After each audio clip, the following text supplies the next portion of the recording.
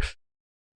All right, moving on from politics, I think we have to talk, Friedberg, about the deployment of the vaccine. I did a quick poll on Twitter, and the American people have asked that Friedberg, the Queen of Quinoa, be responsible for the vaccine distribution going forward.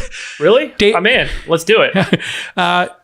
I would fucking get that. I would get that vaccine into everyone's arms in 75 days. I mean, it would be locked and loaded. You would be such a stone cold lock. Yeah. That would be amazing. Yeah. I don't know how that happens. Friedberg, what would you do differently? I would love to do that. And maybe you could describe, we were supposed to be at 1 million a day. We're at 350, trending towards 400. We did 1.5 million in 72 hours, according to Fauci, at one point right after the new year. So we're kind of like halfway where we need to be. What would you do differently? Because the rollout seems we have more than 50% are on the shelves still, not in arms. It is a wartime scenario. When war is happening, you don't go home at 5 p.m. and wake up at 9 a.m. and clock out for an hour for lunch. And, you don't, don't run too fast. You might trip. You don't do any of that. We've created incredible disincentives in the system. In fact, Cuomo put out $1 million fine if you get your vaccine out of line. I mean, think about the disincentive that creates. Now people are more scared about giving the vaccine to the wrong person than they are incentivized to give the vaccine to the right person.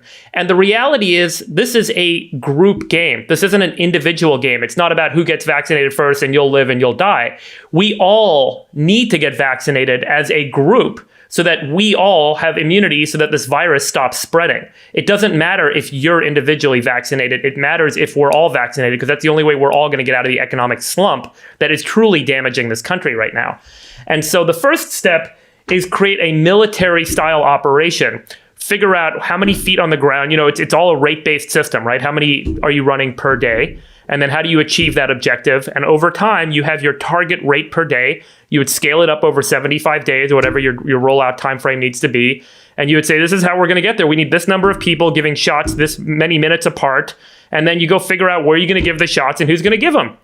Get the vaccines to where they need to get to. Take over all the gymnasiums and all the stadiums and all the open sports facilities around the country. People can drive up, stand in line, get a friggin' shot. And 65-year-olds get priority for the first 30 days. And then after 30 days, your 65 and over crowd loses their priority, and it's open season for who wants to get a shot. You stand in line, you get a shot. Walk in, you got 3.8 million nurses in the United States. You go contract 500,000 of them. You give them a huge friggin' one-time bonus to come and run this program. You run 24-hour shifts in the gymnasiums around the country. People come in, they get shots, they get out. It takes 3 minutes. If you're feeling weird, if you have risk of allergies, you go sit in the other room, you wait for 2 hours, and there's a bunch of roaming nurses keep an eye on you. And you get this thing done. That's it.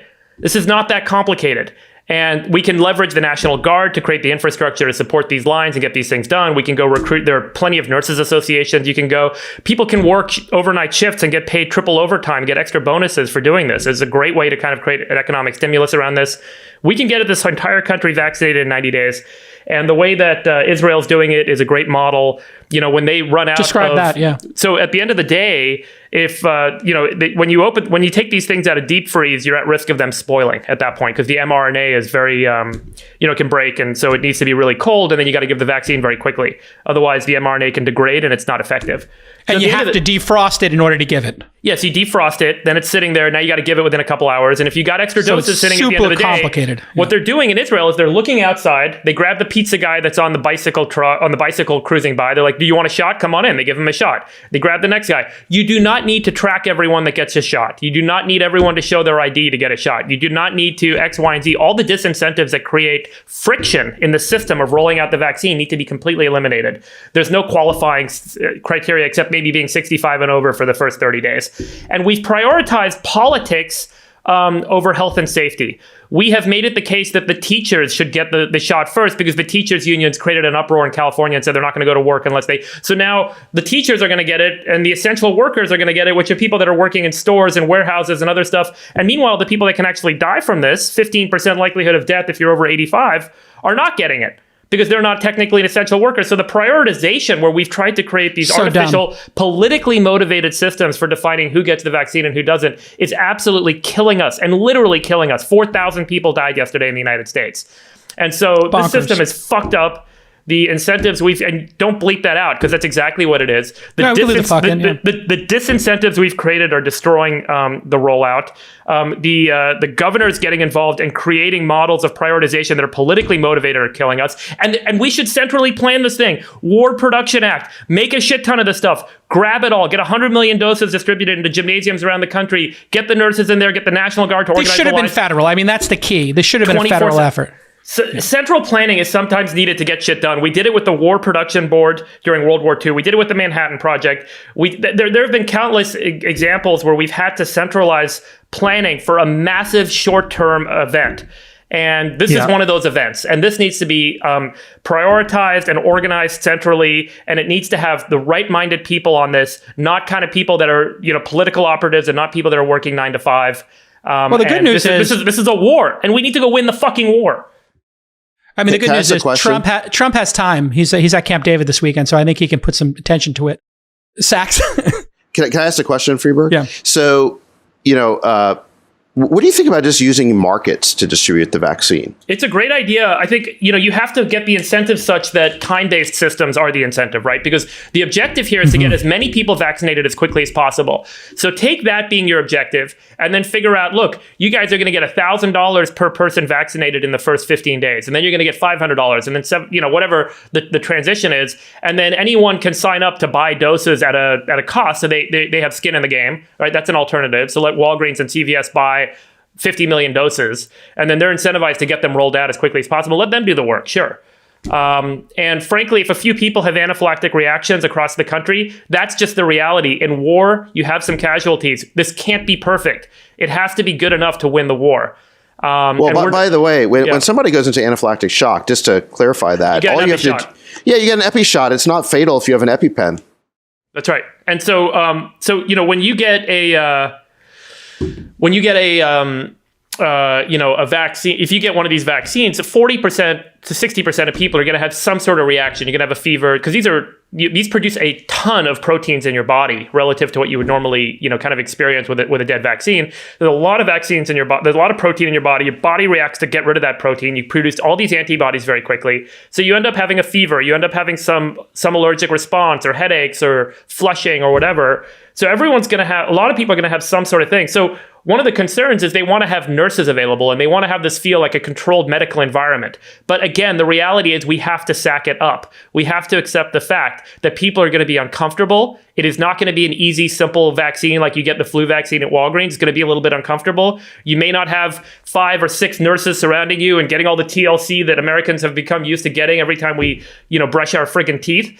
And we're going to have some people going to anaphylactic shock, and they're going to get EpiPen shots, and we shouldn't be charging $1,500 for EpiPen shots. Is another important point. But I think the market-based model could work as well. So hasn't Israel done this right? I mean, Israel, they moved the old people to the front of the line, but anybody can get in line. If they've got extra doses that day, they just keep sticking people. They keep jabbing people until they run out. All day long until they run out. That's right. And they're probably at 20% of the population by now. Yeah, I'm sure we all agree with everything you're saying. It speaks to an enormous amount of political incompetence.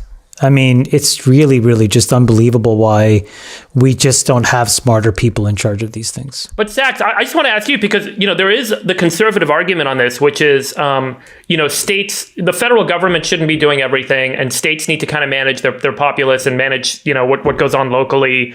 What is the conservative, I'm not asking you this and I'm not attacking you, I'm just asking, what is the conservative argument for not doing central planning and central organization around vaccine distribution and delegating it to states? And, are there, do you think that there's a case against, for that's pretty strong within the Republican Party and within kind of conservative ranks? I think if there's a conservative point of view on this, it would just be that let markets distribute the vaccine. They'll do a much better job. I think whether it's federal or state, the question is who's more incompetent, and I'm not really sure. I think the problem right now is that when you make vaccine distribution fundamentally political, then the debate becomes about exactly what is your position going to be exactly in line, as opposed to just running the most number of people through the process as quickly as possible. We're getting ourselves so twisted up in knots over making sure that the exact right person is in line that we're having, vaccine go to waste. And just to put that in context, 21 million plus doses have been distributed in the United States. 5.9 have made their way into people's arms. In other words, there are 15 million, over 75% of doses have not gone in people's arms. And in California, we have distributed 5.85% of the population's vaccines, but we've only put 1.3 in people's arms. So we are literally 4x where we should be. We're at 25% of where we should be.